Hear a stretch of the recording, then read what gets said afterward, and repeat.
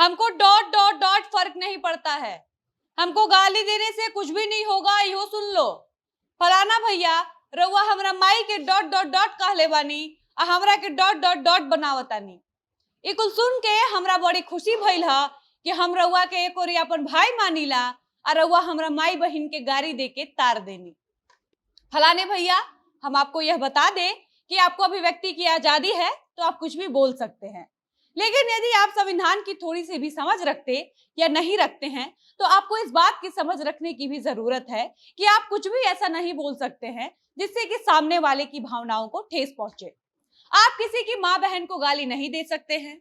आपकी इन सारी हरकतों से आपके संस्कार का पता लगाया जा सकता है कि आपके माँ बाप ने आपको कैसा संस्कार दिया है, जो आज आप मेरी माँ बहन को गाली देते फिरते घूम रहे हैं। आपकी इन हरकतों की वजह से मैं इस बात के लिए कंफ्यूज्ड हूँ कि आप जात से राजपूत हैं कि नहीं। लेकिन आपको इतना बता दूं कि मैं आपके इस एक वर्ड से आपको तगड़ा घसीट सकती हूँ।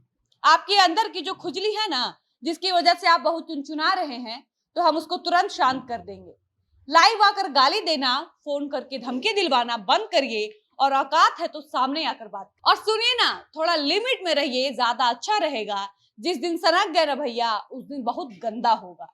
खैर, आप ही सोचिए कि अभी जो मैंने पढ़ा उससे भी गंदा कुछ होगा। और जानते हैं ये सारी गंदगी कहाँ की है? समझ गए ना? हाँ, वही भोजपुरी इंडस्ट्री की, जहां कोई कुछ भी आकर कभी भी किसी को कुछ भी बोलने के लिए खुद को आजाद मानता है। ये सब देख के एक एक बात दिमाग में आता है कि लोकतंत्र का असली फायदा भोजपुरी इंडस्ट्री वाला कलाकार ही उठाता है। खैर, हम आपको बताएंगे कि ऊपर वाले लाइन में जो भी गंदगी थी वह किसकी थी और किसके लिए थी। उससे पहले नमस्कार, मेरा नाम है डॉली पांडे, मेरे साथ है कैमरामैन विशाल और आप देख रहे हैं झमाझम भोजपुरी। आगे बढ़ने से पहले आपको सबसे पहले यह बताना मैं जरूरी समझती हूँ कि आपको यह जानना बहुत जरूरी है कि भोजपुरी इंडस्ट्री ऐसी अनोखी इंडस्ट्री है जहां कोई भी कलाकार किसी भी कलाकार को लाइव आकर जो मन आए वह बोल सकता है, गाली दे सकता है, कभी भी फोन करके धमकी दे सकता है, तो कभी भी किसी पर भी हमला करवा सकता है और अपने अपने तरीके से औकात दिखा सकता है। यह सारी विशेषता एकमात्र इंडस्ट्री अपनी भोजपुरी इंडस्ट्री में पाई जाती है। यह बातें पहले ही मैंने इसलिए भी क्लियर कर दिया क्योंकि आगे जो मैं बताने वाली हूं उसको सुनकर आपको बहुत ज्यादा हैरानी ना हो। चलिए तो वापस आते हैं अपने उन बातों की ओर जिसकी चर्चा मैंने अभी ऊपर के लाइनों में की। सबसे पहले तो आप यह जान लीजिए कि ऊपर वाली लाइन में फलाने भैया कौन थे और उस फलाने भैया की कौन सी फलानी बहन थी जिनके फलाने भैया अपनी फलानी बहन को फलाना फलाना फलाना नाम से गरिया रहे थे। तो फलाने भैया का वास्तविक नाम समर सिंह और गौतम सिंह है। यह दोनों भैया मगहिया जवान के नाम से जाने जाते हैं। इन दोनों भाइयों ने मिलकर अश्लीलता दूर करने का एक नया मुहिम चलाया था। उस मुहिम के जरिए यह अश्लील गाने गाने वाले कलाकारों की धज्जियां उड़ा देते थे और आज भी यह वही कर रहे हैं। लेकिन अश्लीलता दूर करने का नैतिक जिम्मेदारी उठाने वाले मगहिया जवान अश्लीलता दूर करते करते खुद इतने अश्लील हो गए हैं कि किसी भी महिला को लाइव आकर इसके माँ बहन को गाली दे रहे हैं तो कभी उसकी इज्जत उतार रहे हैं। यह तो था फलाना भैया का परिचय। अब जान लीजिए कि फलाने भैया की फलानी बहन कौन थी जो अपने भैया को संविधान की समझ रखने का ज्ञान दे रही थी। फलाने भैया के संस्कारों पर सवाल उठाने वाली फलाने भैया की ये वही फलानी बहन तानिया झा हैं जो खुद लाइव आकर कुछ भी बोलती हैं और फुहरता फैलाने का काम करती हैं।